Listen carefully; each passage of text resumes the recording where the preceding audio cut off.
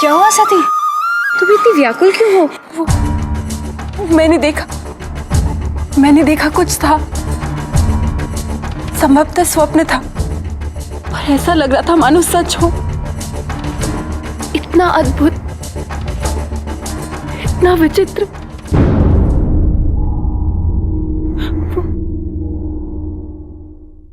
वो वहां, वो कहाँ?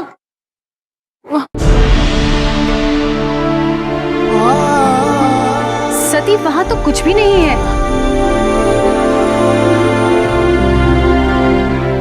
तू क्या कह रही है? मेरी तो कुछ समझ में नहीं आ रहा। चल चल मेरे साथ।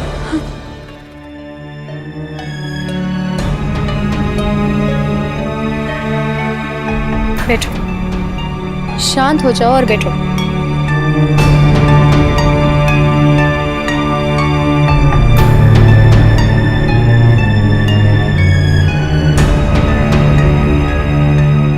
जल ग्रहण कर।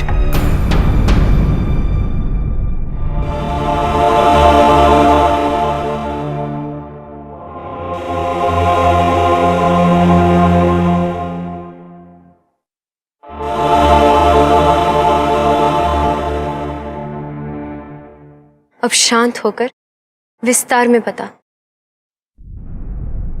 एक विचित्र आकृति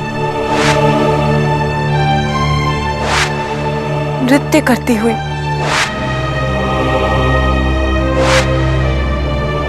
आधा नर आधी नारी,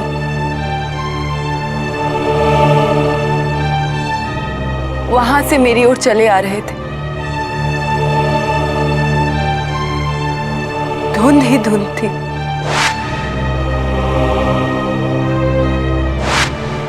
इसी कारण मुखाकृति स्पष्ट नहीं हो सकी, पर न जाने क्यों ऐसा आभास हो रहा था कि मैं उन्हें जानती हूं, कि मेरा कोई संबंध हो उनसे, विशेष रूप से उस नारी से। मैंने ऐसी आकृति पहले कभी नहीं देखी, कभी उसकी कल्पना भी नहीं की। फिर मुझे ऐसा स्वप्न क्यों आया दीदी? और वो पर्वत, उसे तो मैं आजीवन देखती आई हूं, पर आज एक विचित्र सा आकर्षण था उसमें, जैसे वो मुझे अपनी ओर बुला रहा हो। मैं इन सब का क्या अर्थ निकालूं दीदी? क्या था वो? कौन था? क्या वो मेरे भविष्य से जुड़े किसी प्रसंग की ओर संकेत था, या फिर मेरे भूतकाल की भूली हुई कोई कड़ी?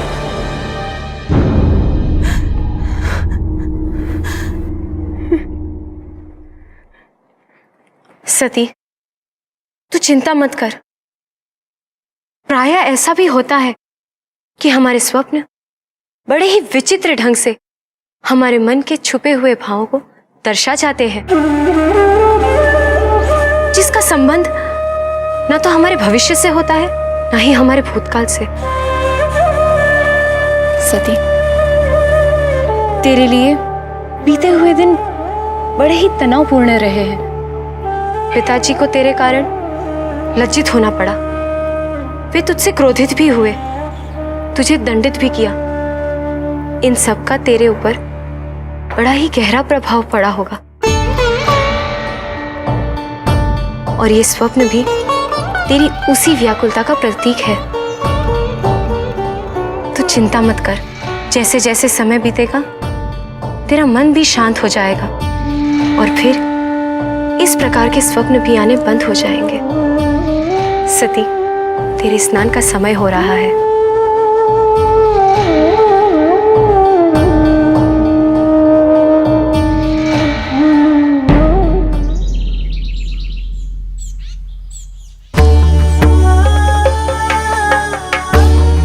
अदिति दीदी ठीक कहती है, सपना ही रहा होगा, जिसका कोई अर्थ ही नहीं।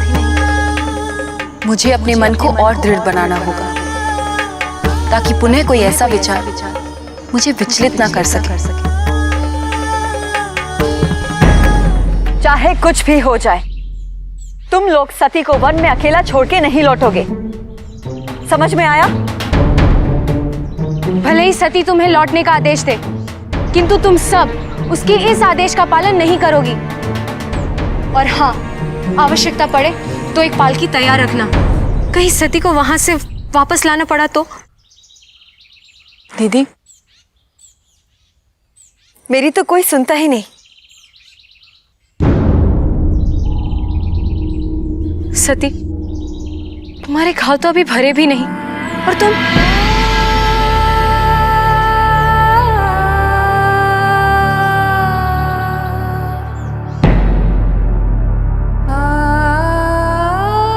दीदी, मैं अपना ध्यान रखूंगी, मैं वचन देती हूँ।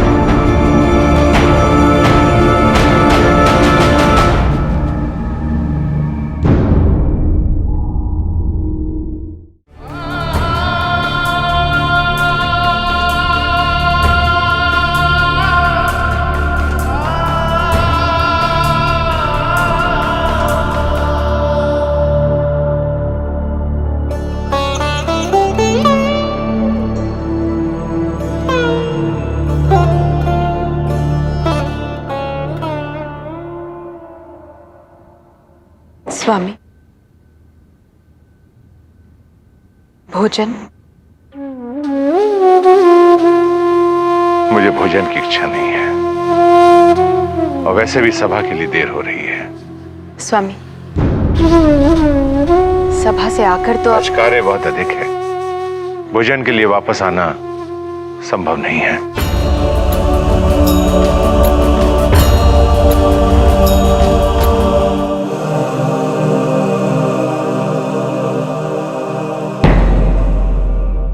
अपना दुख व्यक्त करना निर्बलता का प्रतीक नहीं होता स्वामी। कब तक ये पिता उस प्रजापति से हारता रहेगा? कब तक?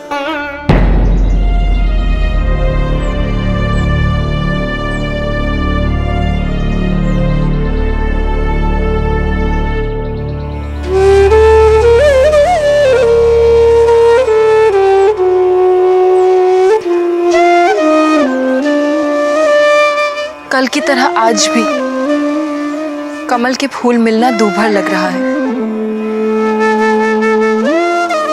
पर भगवान विष्णु की कृपा से कोई ना कोई रास्ता अवश्य निकलेगा।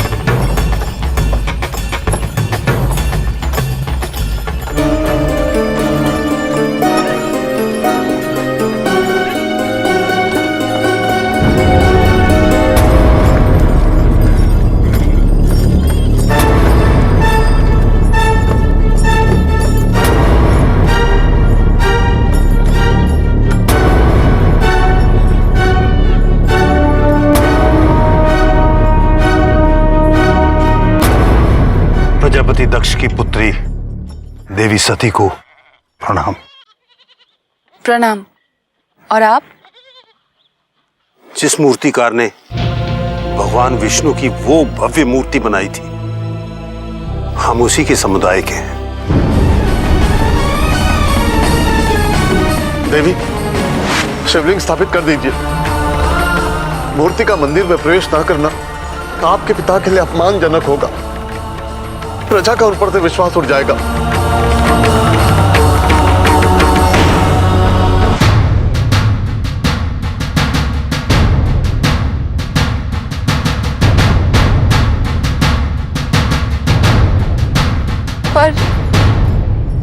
पर आप सब जा कहाँ रहे हैं?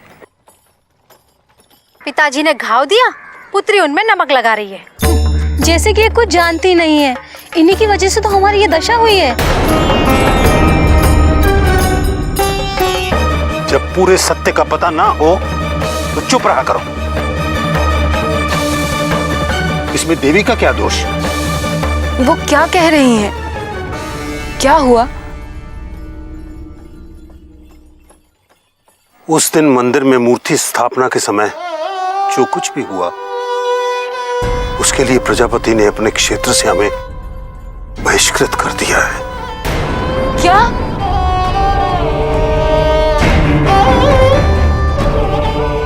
आप दुखी ना हो। किंतु आप सब जाएंगे कहाँ?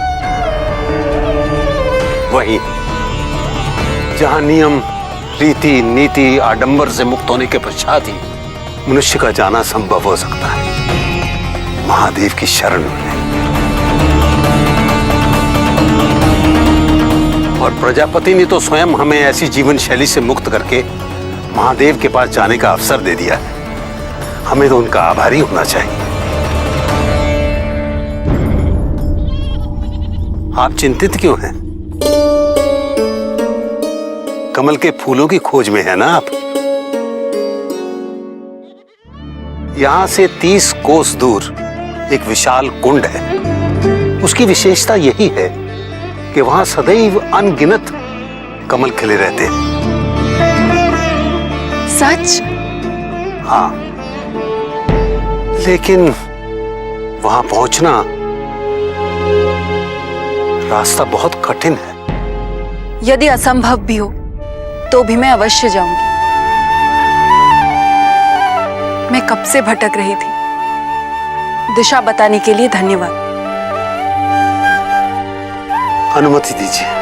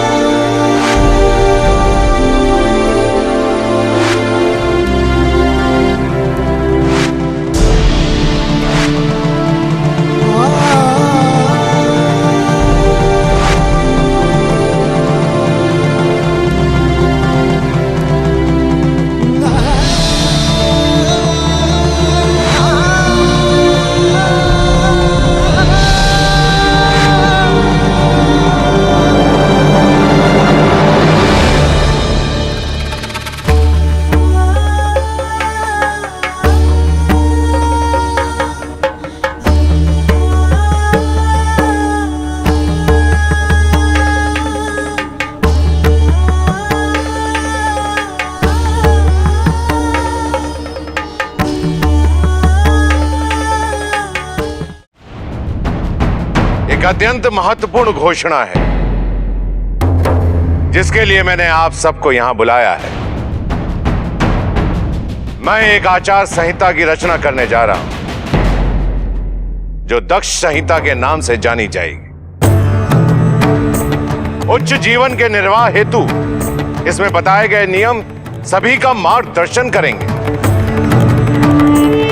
और इस संहिता से यह भी स्पष्ट हो जाएगा, इस सभ्यता में यदि किसी की पूजा होगी केवल उनकी जो इस सृष्टि की रचना करते हैं, जो इसका संरक्षण करते हैं।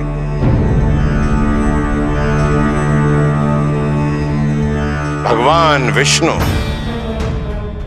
ब्रह्मा और इसके अतिरिक्त और कोई नहीं। उसके पश्चात किसी के मन में यह संदेह नहीं रहेगा कि एक सभ्य समाज में उस असभ्य और विनाशकारी शिव का पूजा योग्य कोई स्थान नहीं रहेगा। प्रजापति, प्रजापति,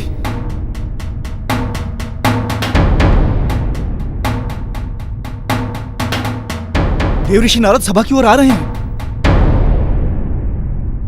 नारायण नारायण।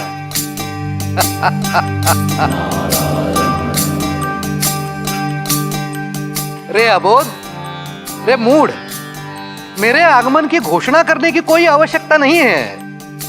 देवताओं से लेकर मनुष्य तक सब जानते हैं कि नारद को तो रमता जोगी होने का श्राप है।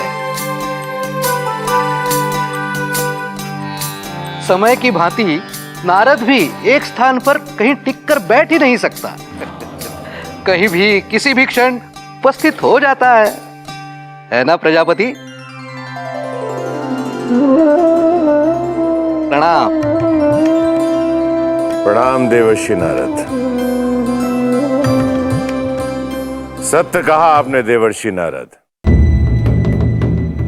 क्योंकि आप इसे दूसरों के निजी जीवन में हस्तक्षेप करने की स्वच्छंदता मानते हैं और इसीलिए आपका यह श्राप अभिशाप बन जाता है। किसी के साथ कुछ भी कष्टप्रद घटे वो आपके लिए आनंदप्रद हो जाता है। स्नेह, प्रजापति का अपरंपार स्नेह है मुझसे। और क्यों ना हो, हमारे पिता भी तो एक ही है, ब्रह्मदेव, और हमारे इष्ट देव भी एक ही हैं, भगवान विष्णु। कहिए, मेरे इस अनुशासित और सुव्यवस्थित नगर में आपकी उपस्थिति का कारण क्या है? प्रजापति, मैंने सुना है कि आप किसी दक्ष संहिता की रचना कर रहे हैं, आचार संहिता जैसा कुछ। ठीक सुना है आपने। ओह, तो क्या वो सारी बातें सत्य हैं? कौन सी बातें? नहीं, मैंने सुना है कि नारायण नारायण, जाने दीजिए, क्या बात करनी। क्या सुना है आपने देवर्षि? सुना है कि आपके निजी जीवन पर आजकल महादेव का गहरा प्रभाव दिखाई दे रहा है, और यह भी सुना है कि सती ने नारायण मूर्ति स्थापना में शिवलिंग की स्थापना कर दी।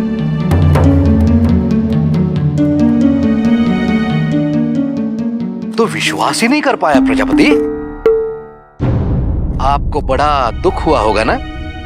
या फिर कहीं ऐसा तो नहीं प्रजापति कि आप स्वयं महादेव के साथ संधि करने का विचार कर रहे हैं?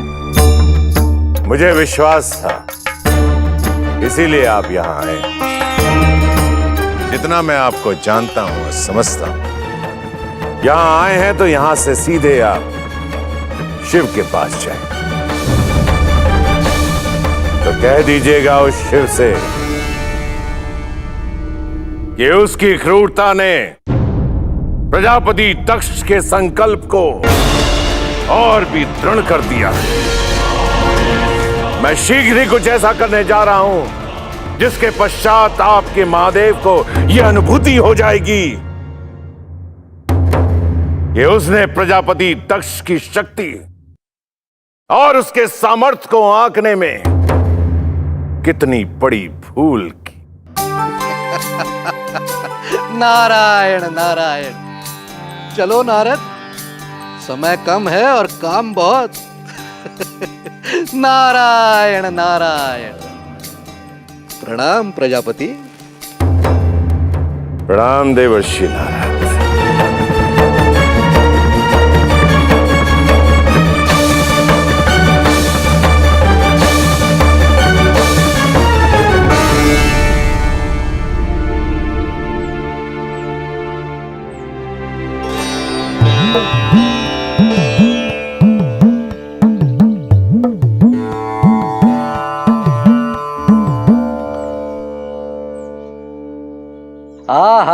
हा देवी सती के दर्शन। परंतु इस दशा में, ओ हो भोलेनाथ भोलेनाथ। महादेव, मैं आ रहा हूं, परंतु पहले यहाँ का तापमान तो नाप लूं। नारायण नारायण नारायण नारायण। प्रणाम मुनिवर। सुखी रहो सती। परंतु तुम कुछ दुखी सी लग रही हो। और ये क्या है? प्रायश्चित। प्रायश्चित? हमारी सती ने ऐसा क्या कर दिया जो उसे प्रायश्चित करना पड़ रहा है? था कुछ। पिताजी का आदेश है कि मैं 1,00,000 कमलों पर विष्णु नाम लिखकर उसे पूरा करूं। क्या कह रही हो सती? यदि दंड इतना कठिन है तो अपराध भी उतना ही बड़ा होगा।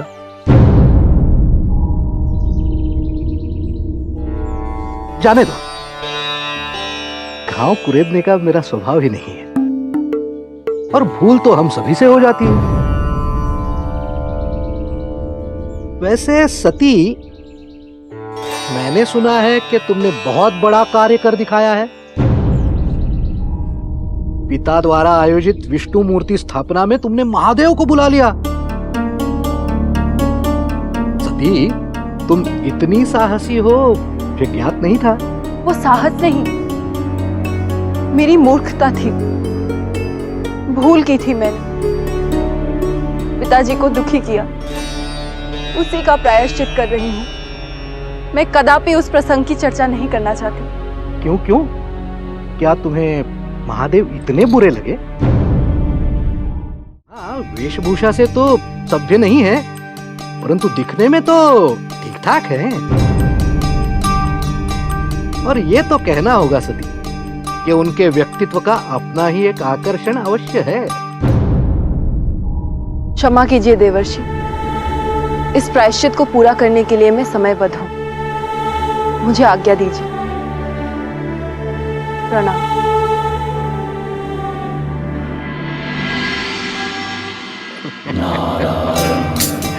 नारायण नारायण। महादेव, यहाँ का तापमान तो बढ़ा हुआ ही है इस समय। और इससे पहले कि यहाँ की ग्रीष्म ऋतु आपके कैलाश पर्वत की सारी बर्फ पिघला दे, मैं आपके दर्शन कर लेता हूँ। और अब मेरे पास तो आपके दर्शन का कारण भी है। नारायण नारायण नारायण नारायण।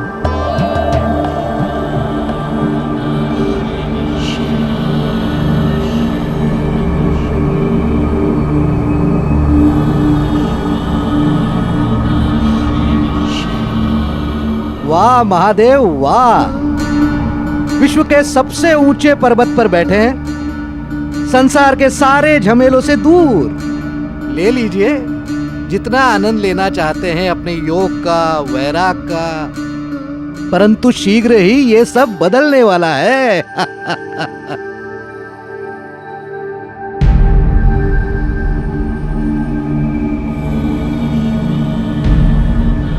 नारायण नारायण।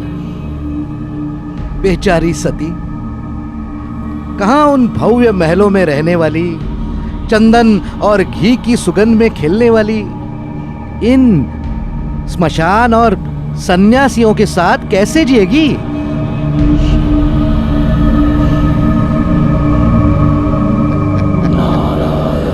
नारद मुनि, आपके मनोरंजन की पूर्ण व्यवस्था हो रही है। नारायण नारायण।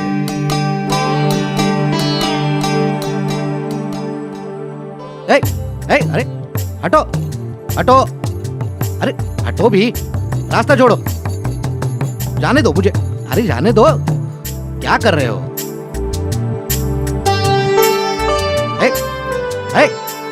अरे हटो, रास्ता छोड़ो, छोड़ो रास्ता।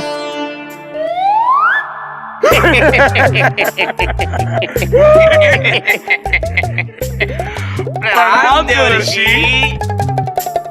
महादेव तक पहुंचने के लिए प्रेत और गंज से मिलना अनिवार्य है। दूरी बनाए रखो, उचित दूरी बनाए रखो, हमारी गन मुझसे झेली नहीं जा रही। आए हाय, ऐसी क्या खलबली मच गई नीचे जिसने आपको यहाँ ऊपर आने के लिए विवश कर दिया है? क्या मतलब? मैं महादेव के दर्शन हेतु आया हूँ। अरे छोड़िए देवर्षि, क्या मैं आपको नहीं जानता? जब तक कोई मसालेदार बात ना हो, प्रकट ही नहीं होते आप यहाँ। तुम क्या कैलाश के द्वारपाल हो कि तुम्हारे हर प्रश्न का उत्तर दूं? अरे देवर्षि, आप तो क्रोधित हो रहे हैं। चक्कर क्या है कि आप सारे ब्रह्मांड का भ्रमण करते रहते हैं, इतना कुछ देखते हैं, इतना कुछ सुनते हैं, और हमें देखिए, हमें तो यहाँ से नीचे जाने की अनुमति ही नहीं। बस जब केवल कहीं हमें महादेव भेजते हैं या स्वयं अपने साथ लेकर जाते हैं, बस इसीलिए हमें कुछ पता ही नहीं चलता कि नीचे चल क्या रहा है। अब आप जैसे ज्ञानी से बात करके हमारा ज्ञान वर्धन होता है, हमारी जानकारी बढ़ती है। तो आप लोगों की जानकारी के लिए एक बात आप लोगों को बता दूं कि यहाँ कोई आने वाला है। कौन? है एक स्त्री। स्त्री का आगमन, ये जो दिन भर आराम से बैठकर हम चिलम फूकते हैं, ये सारी स्वतंत्रता हमसे छिन जाएगी। किसी भी स्त्री का इस कैलाश पर कोई काम नहीं। गन, प्रेत,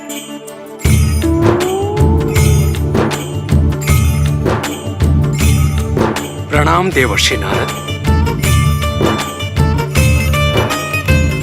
तुम दोनों सुधरने वाले नहीं हो, क्यों सताते हो देवर्षि नारद को? हटो हटो यहां से। देवर्षि नारद, आपका कैलाश पर नंदी स्वागत करो।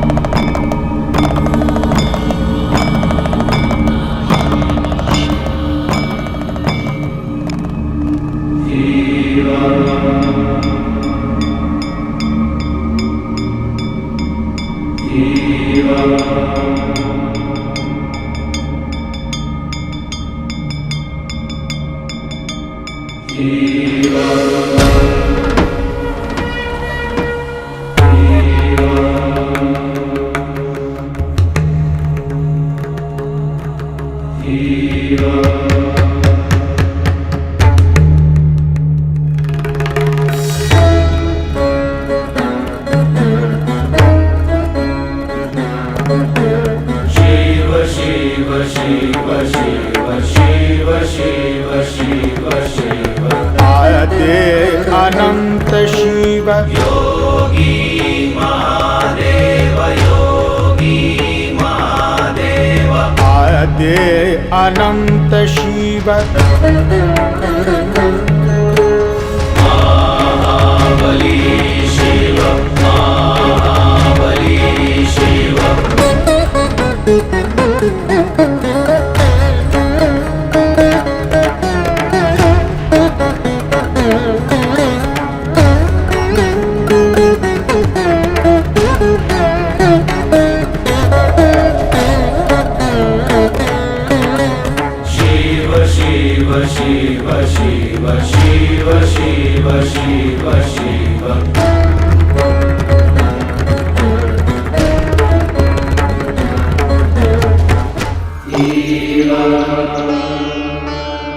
प्रणाम प्रभु।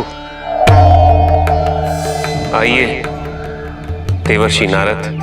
महादेव, आप तक पहुंचने की यात्रा भले कितनी ही कठिन क्यों ना हो,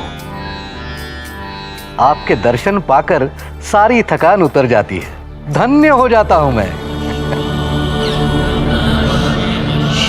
प्रभु, नीचे आपके गण प्रेत आदि मिले थे, 3 लोग के समाचार पूछ रहे थे।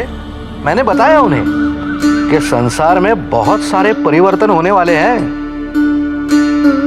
पूछने लगे कैसे परिवर्तन? अब उन्हें क्या बताता कि दक्ष प्रजापति ने एक बहुत बड़े यज्ञ का आयोजन किया है, जहां मानव सभ्यता को वो आपकी पूजा न करने से नियमबद्ध करेंगे। दूसरी ओर दक्ष प्रजापति की पुत्री सती, बेचारी की मानसिक स्थिति कुछ ठीक नहीं चल रही है। आपके दर्शन करने के बाद न जाने क्या हो गया है उसे। आपने तो देखा होगा उसे, अति मनमोहक छवि, सर्वगुण संपन्न। प्रभु, मैंने जैसे ही आपका नाम लिया, उसके नैनों की विक्षिप्तता देखने लायक थी। क्यों ऐसी व्यर्थ बातों में समय नष्ट करते हैं नारद? प्रभु, दक्ष प्रजापति आपके विरुद्ध इतना बड़ा षड्यंत्र रच रहे हैं और आपको उसकी कोई चिंता नहीं है। दक्ष को मुझसे द्वेष है, पर यह समस्या उनकी है, मेरी नहीं। परंतु सती, उसके बारे में आपको कुछ नहीं जानना। सती, उसका क्या? प्रभु, आपने उसे ऐसा मोहित कर दिया है कि क्या बताऊं। ऐसी अवस्था हो गई है उसकी कि कुछ न खा रही है न पी रही है। प्रभु, आप उसे ऐसी ही स्थिति में छोड़ देंगे? नारद, मैं दक्ष के उस मंदिर में सती के बुलाने पर गया अवश्य था, पर केवल इसीलिए क्योंकि सती ने सच्चे मन से, सच्ची श्रद्धा से मुझे पुकारा था। एक वक्त के अलावा मेरे जीवन में ना सती का कोई महत्व है, ना ही स्थान। प्रभु, तो क्या आप सदैव वैरागी ही बने रहेंगे? पिता ब्रह्मा और माता सरस्वती, भगवान विष्णु और माता लक्ष्मी, इनके दाम्पत्य सुख देख आपके मन में गृहस्थी का मोह नहीं उत्पन्न होता? जैसे माता लक्ष्मी की उपस्थिति से वैकुंठ, मां सरस्वती से ब्रह्मलोक, वैसे ही क्या कभी ये कैलाश भी धन्य होगा प्रभु? कभी आपकी इच्छा नहीं होती कि इस बंजर वीरान कैलाश पर भी देवी माता के चरण कमल पड़े और इसका उद्धार हो? क्या इसका अधूरापन, आपका एकाकीपन आपको व्याकुल नहीं करता प्रभु? दाम्पत्य सांसारिक मोह से बंधने का एक माध्यम है। एक वैरागी के जीवन में इसका कोई अर्थ नहीं। क्या योगेश्वर शिव के जीवन में प्रेम का भी कोई अर्थ नहीं है। प्रेम का अर्थ अवश्य है। मेरे भक्त, मेरे गण, इनसे मेरा संबंध प्रेम का ही तो है। भले ही वो प्रेत हो, पिशाच हो, पशु या फिर मनुष्य, पर जिस प्रेम की ओर आप संकेत कर रहे हैं वो तो स्वार्थ और अहम से परिपूर्ण होता है। और मेरी साधना का ध्येय उसी स्वार्थ और उसी अहम का त्याग है। मैं जानता हूं विष्णु मुझे विवाह के बंधन में बांधने का प्रयत्न कर रहे हैं,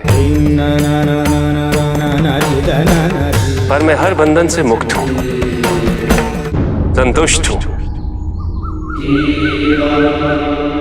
संपूर्ण हूं।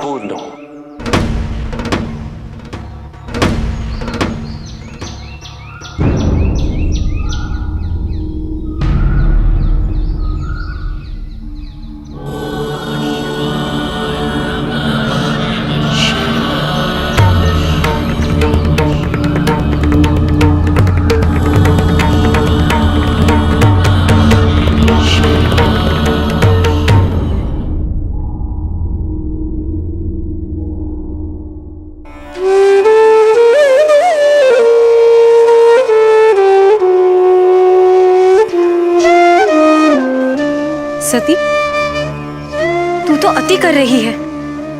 पिताजी ने तुझे अन्न ग्रहण करने से मना किया था, तू फल क्यों नहीं खा रही? बस इतने कमल के फूल और हैं। पहले इन पर विष्णु नाम लिख दूं, फिर खा लूंगी। थोड़ा जल ग्रहण कर ले।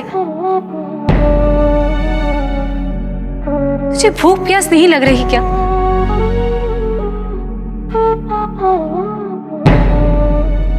केवल आस है, पिताजी को दोबारा प्रसन्न देखने की आस, उनके लाड से परिपूर्ण स्वर में अपना नाम सुनने की आस, उनकी दृष्टि में अपने आप को दोषमुक्त पाने की आस।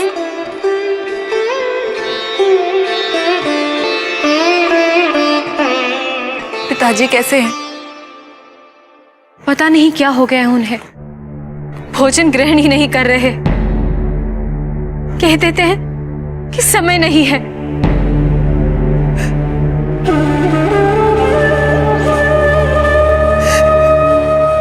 सती, ये सब कुछ मेरे कारण हो रहा है दीदी। नहीं सती, नहीं, ऐसी बात नहीं है। आ, बैठ यहां पर।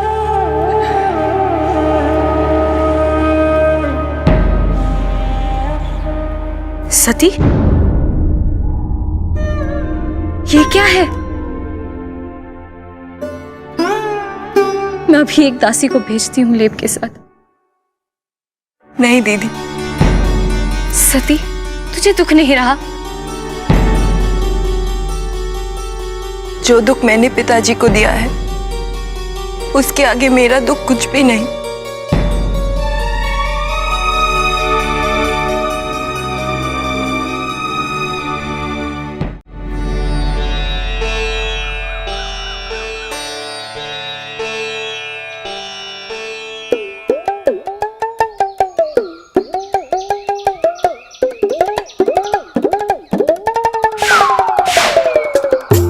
क्यों?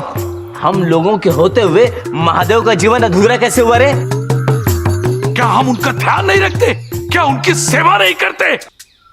और अगर तुझे वैकुंठ की इतनी इच्छा है तो वहीं जाकर घंटी क्यों नहीं बजाता है?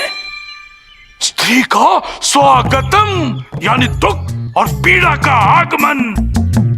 अरे उसने कहीं महादेव को अपने वश में कर हम दोनों को यहाँ से बहिष्कृत करा दिया तो नहीं नहीं नहीं नहीं। और हमारे इस शमशान को हमसे छीनकर अपने मनोरंजन के हेतु कहीं इसे उद्यान में परिवर्तित कर दिया तो?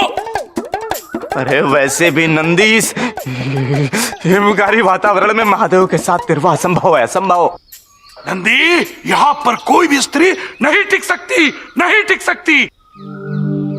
देवर्षि, अब आप ही कुछ कीजिए। कब तक ऐसा चलेगा? कब तक? चिंता ना करो नंदी, ये प्रक्रिया तो आरंभ हो चुकी है। अब तुम्हें, मुझे या और किसी को कुछ भी करने की आवश्यकता नहीं है। जो भी करना है देवी सती ही करेगी। नारायण नारायण।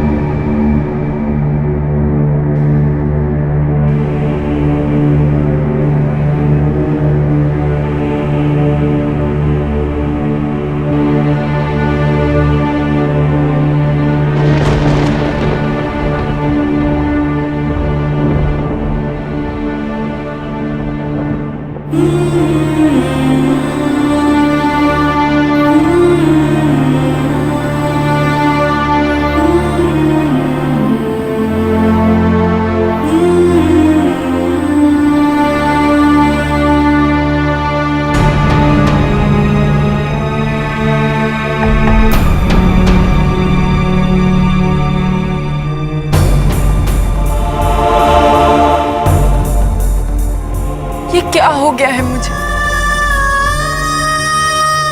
वही आकृति, पुनः शिव का स्मरण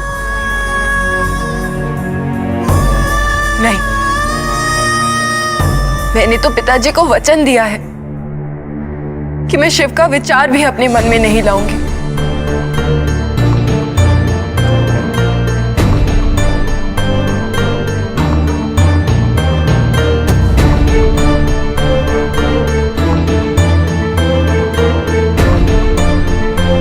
यदि मेरे स्वप्न शिव के विचारों से मुक्त ना हो सके तो मैं अपनी निद्रा भी त्याग दूंगी।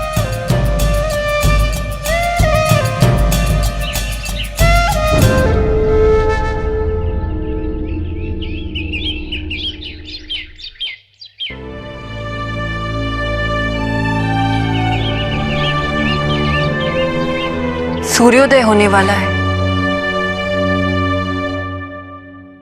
इतने घने बादल, लगता है वर्षा होने वाली। फिर तो मां भवन से बाहर जाने ही नहीं देगी।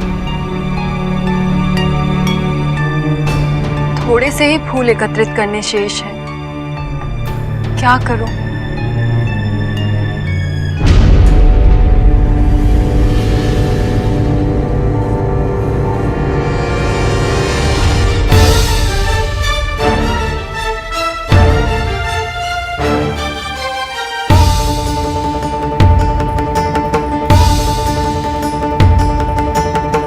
मुझे अभी जाना होगा।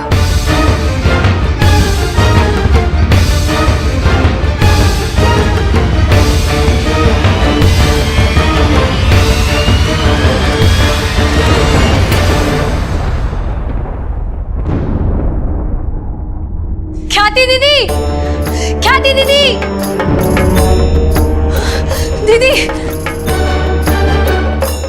दीदी, सती अपने कक्ष में नहीं है। तुमने उद्यान में देखा या हो सकता है मंदिर में हो? दीदी सब जगह देख लिया, मुझे लगता है आज वो अकेली ही चली गई।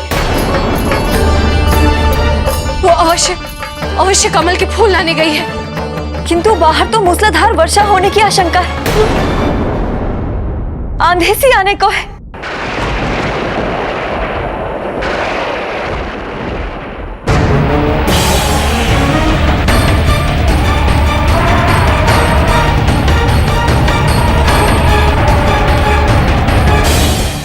हमें शीघ्र कुछ करना होगा, वरना सती इसे अकेले। तुम ठीक कह रही हो अदिति, हमें शीघ्र ही पिताजी को बताना होगा। चलो अभी चलते हैं तुरंत।